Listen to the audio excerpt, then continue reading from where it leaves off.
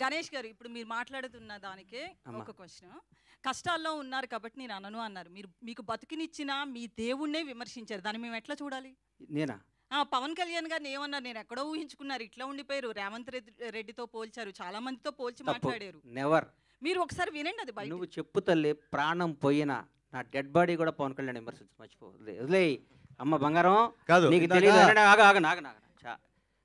నేను చచ్చిపోయిన నా శవం కూడా పవన్ కళ్యాణ్గా నీళ్ళెత్తి చూపుతాం. That is my blood, that is my character. వినండి అమ్మా, అన్న నేను చెప్పాలి, అమ్మాయికి సమాధానం చెప్పాలి. నా ప్రాణం పోయినా నేను ఫస్ట్ అధికారంలో ఉన్నప్పుడు ఒక రకంగా, అధికారంలో లేనప్పుడు ఒక రకంగా పిచ్చి పిచ్చిగా మాట్లాడటం. కానీ నా మనసుగా నచ్చితే దేవుడైనా ఎదిరిస్తా, నచ్చకపోతే నచ్చితే వాళ్ళు ఎవడైనా కాళ్ళు పట్టుకుంటారు. నా క్యారెక్టర్ అది.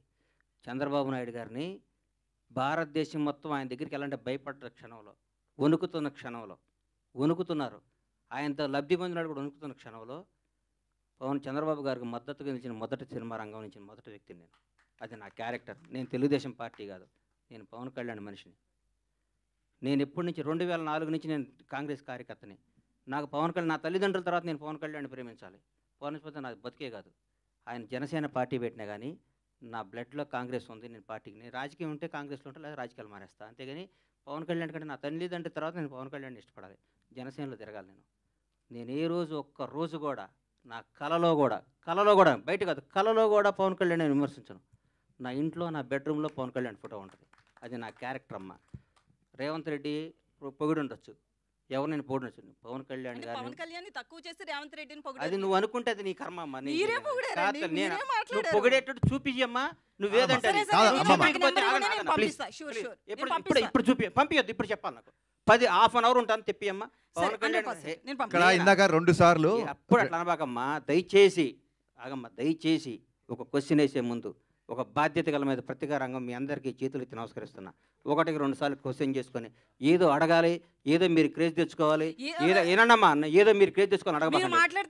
భగవంతుడి మీద సాక్షిగా నేను పవన్ కళ్యాణ్ గారిని అనలేదమ్మా బంగారం, అనలేదమ్మా. ప్లీజ్ అది తప్పమ్మా, అనబాకమ్మా, నన్ను అనబాకమ్మా. నేను పవన్ కళ్యాణ్ గారి భక్తుడినమ్మా, దయచేసి ఆ మాట అనబాకమ్మా ప్లీజ్.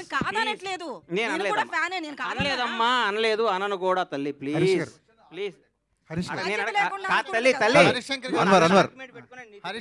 ఒక్క నిమిషం. అన్వర్ గారు, ఇందాక ఏమైందంటే 2 సార్లు గ్రేటానందమూర్తి గారు మైక్ తీసుకున్నప్పుడు 2 సార్లు ఎవరో ఓవర్లాప్ చేశారు. గబుక్కను మళ్ళీ ఆయన మేము ఇగ్నోర్ చేసాం అనుకుంటాడు. ఆయనకు మైక్ ఇవ్వండి, ఆయన ఏదో అడగాలను.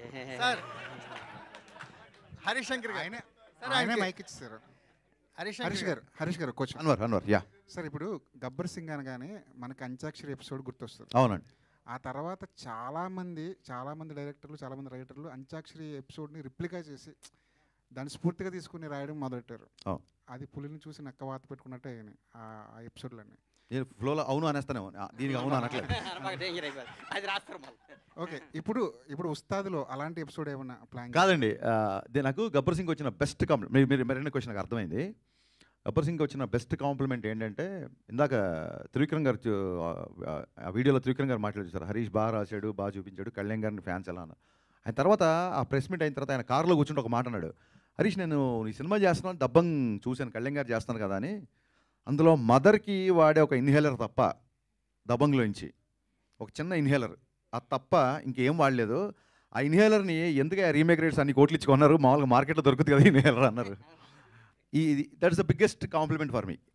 అయినా ఆయన అంటే త్రివిక్రమ్ లాంటి ఒక రెప్యూటెడ్ రైటర్, ఒక స్టార్ రైటర్, నేను ఎంత శాతం రీమేక్ చేశా అని చెప్పడానికి ఆయన చెప్పిన ఉదాహరణ అది. సో అంత్యాక్షరి కూడా అలాగే వచ్చింది. నేను మిగతా సంగతి పక్కన పెట్టండి, నేను నా సినిమాలు ఎప్పుడు అలాంటిది మళ్ళీ రిపీట్ చేయాలి.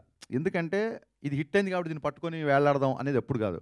సందర్భంలో కుదిరితే, మళ్ళీ సినిమా సందర్భంలో అలాంటిది కుదిరితే ఖచ్చితంగా పెడదామని. సో ఎగ్జాక్ట్ అంత్యాక్షరి కాకపోయినా ఒక మ్యూజికల్ ఐటమ్ ఒకటి ఉస్తాదులో ఉంటుంది. అది డెఫినెట్గా థియేటర్లో మంచి ఉత్సాహాన్ని ఇస్తుంది అందరికి. మళ్ళీ ఒకసారి థియేటర్లు షేక్ అవుతాయి అన్న నాకు నమ్మకం ఉంది. అవుతాయి లేదో చూద్దాం.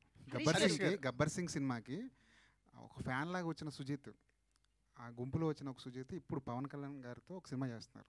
అదే టైంలో మీ సినిమా కూడా సైమల్టేనియస్గా షూట్ జరుగుతుంది. అవును. ఒక ఫ్యాన్ డైరెక్టర్ అయితే పవన్ కళ్యాణ్ గారు ఇచ్చే స్పేస్ ఎలా ఉంటుంది? యా ఇందాక గణేష్ గారు చెప్పినట్టు కళ్యాణ్ గారికి ఏదన్నా ఇబ్బందికరమైన డైలాగు సన్నివేశం ఉంటే తప్ప ఇది నాకు సూట్ అవుద్దా లేదా అంటారు తప్ప నేను చేయను అని ఎప్పుడు అనరు. నాతో నాకే పోటీ నాకు నేనే పోటీ అనే డైలాగ్ చెప్పడానికి ఆయన ఇప్పుడు ఏంటి పోటీలు ఏంటి ఎవరితో ఏంటి పోటీలు ఏంటి డైలాగ్ అవసరం అన్నప్పుడు దాన్ని బిఫోర్ ఆఫ్టర్ అని ఎక్స్ప్లెయిన్ చేసి ఆ రోజు సెట్కి ఎస్ జే సూర్య గారు కూడా వచ్చారు. నెక్స్ట్ ఇంట్రెస్టింగ్ ఏంటంటే సుజీత్ రెడ్ కాశీతో వాళ్ళు కట్టుకొని గబ్బర్ సింగ్ చూస్తూ బయటకు వచ్చిన వీడియోస్ నేను కూడా చూశాను. నాకు ఆశ్చర్యకరమైన విషయం ఏంటంటే సుజీతో నేనో కాదు, నేను ఆయన ఫ్యాన్గా వచ్చి గబ్బర్ సింగ్ తీశాను. ఇప్పుడు సుజీత్ కంటే కొంచెం సీనియర్ నేను. సుజీత్ అలా వచ్చాడు, నెక్స్ట్ ఇంకోటి వస్తాడు, మేమందరం ఇలా వస్తూ ఉంటాము, ఆయన మొత్తం అలాగే ఉంటాడు. So that is what Pawan Kalyan is. Pawan Kalyan craze అనేది అది. అండ్ నెక్స్ట్ ఏంటంటే ఇప్పుడు నేను ఒక సినిమా చేస్తున్నా, సుజీత్ సినిమా చేస్తున్నా అంటే అలాగే Harihara Veeramallu. I don't see it as a competition, I see as a celebration.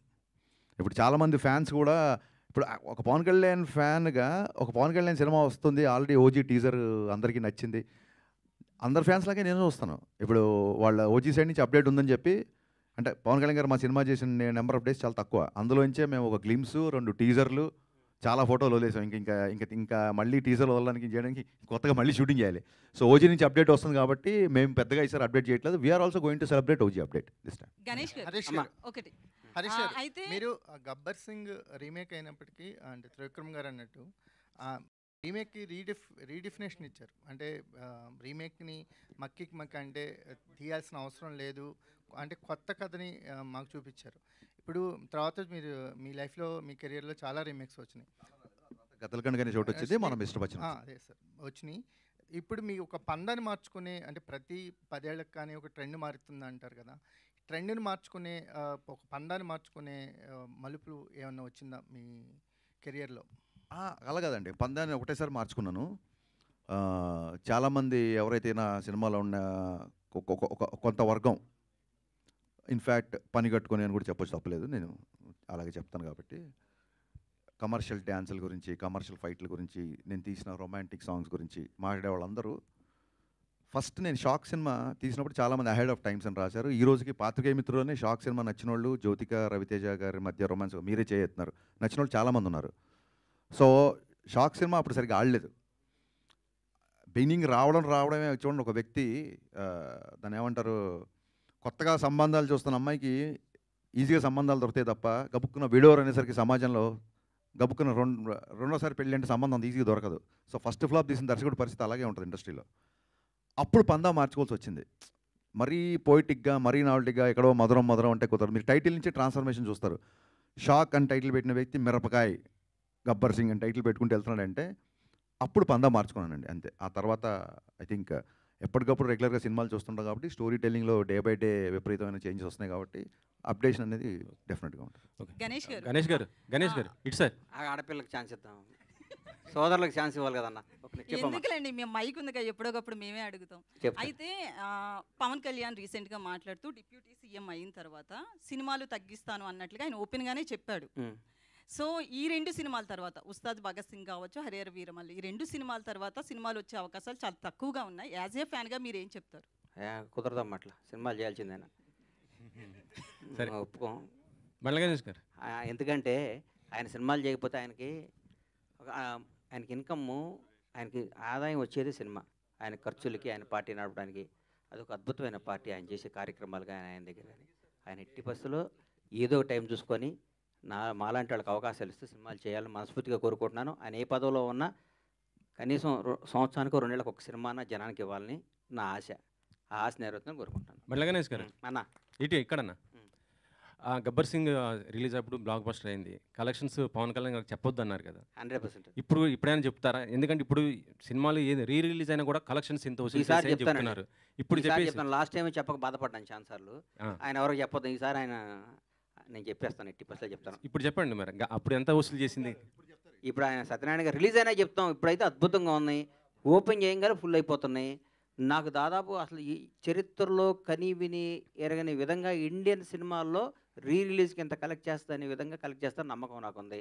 డెఫినెట్గా అది రీచ్ అవుతాం అనిపిస్తుంది. ఎందుకంటే సెకండ్ మార్నింగ్ రిలీజ్ చేయాల్సింది, దీన్ని ముందు రోజు ప్రీమియర్స్ అడుగుతున్నారంటే మీరు అర్థం చేసుకోండి సార్. నాకే ఇప్పుడు కూర్చొని చూస్తుంటే ఇది రేపు రిలీజ్ అని టెన్షన్ వచ్చింది.